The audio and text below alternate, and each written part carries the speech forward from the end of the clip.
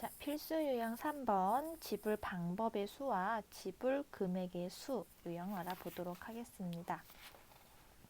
자, 1,000원짜리 지폐 1장, 500원짜리 동전 2개, 100원짜리 동전 4개, 일부 또는 전부 사용하여 거스름돈 없이 지불을 할 때 다음을 구하여라.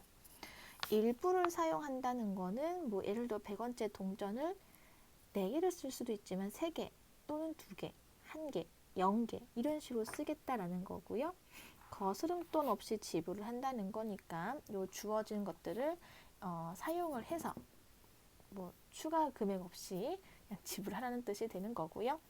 단 0원을 지불하는 것은 제외한다라고 했기 때문에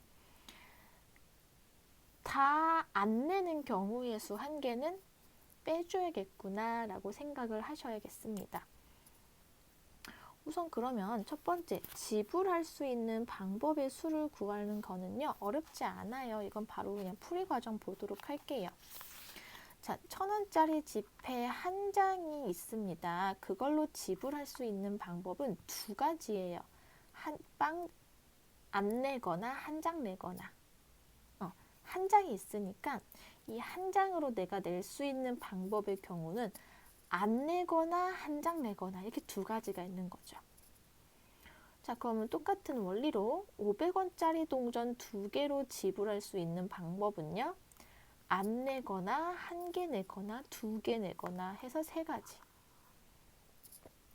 역시 100원짜리 동전 4개로 지불할 수 있는 방법은 안 내거나 1개 내거나 2개 내거나 3개 내거나 4개 내는 5가지가 되는 거예요.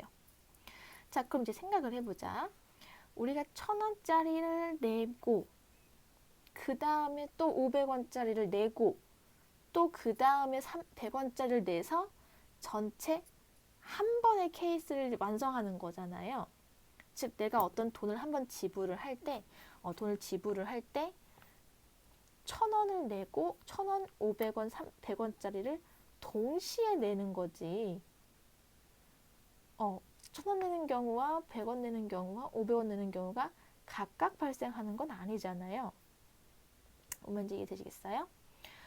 그래서 지금 이 경우의 수들 구한 1,000원 내는 경우, 500원 내는 경우, 100원 내는 경우 이 경우의 수들을 더해야 될까 곱해야 될까 라는 건데요. 답은 곱해야 된다라는 거죠.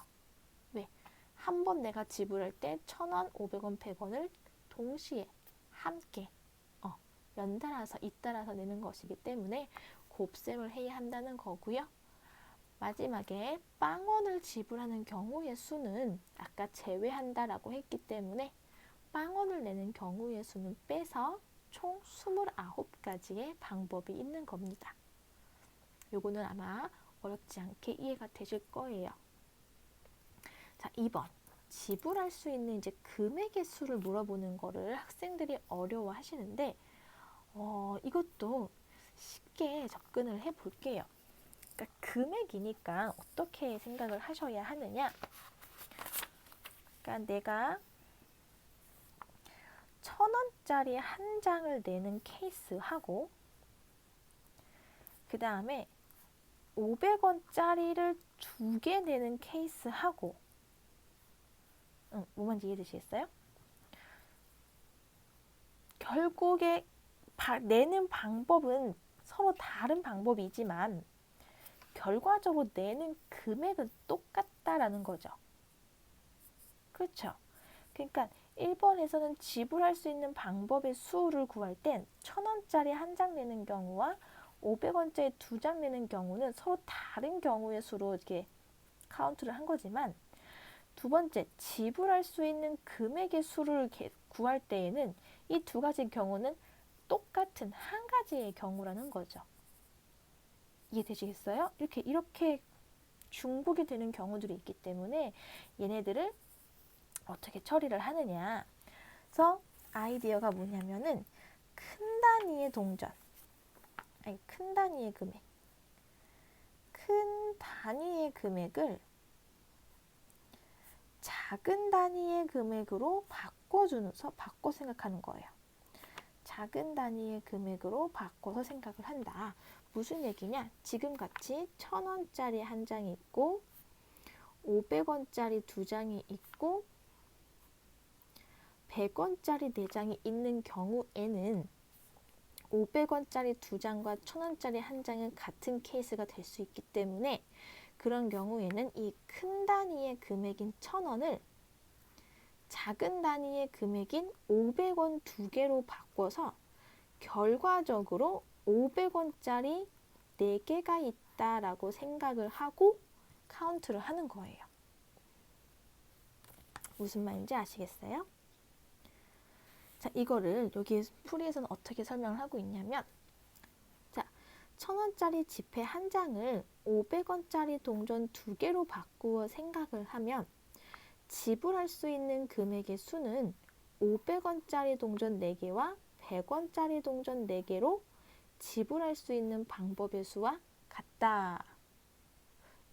이게 지금 제가 드린 설명인데 이해가 되실까요?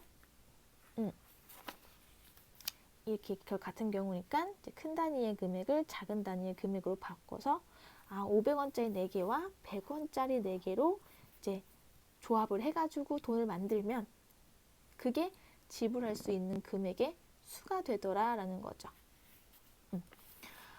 그래서 이제 500원짜리 4개, 동전 4개로 지불할 수 있는 방법은 0개, 1개, 2개, 3개, 4개에서 총 5가지.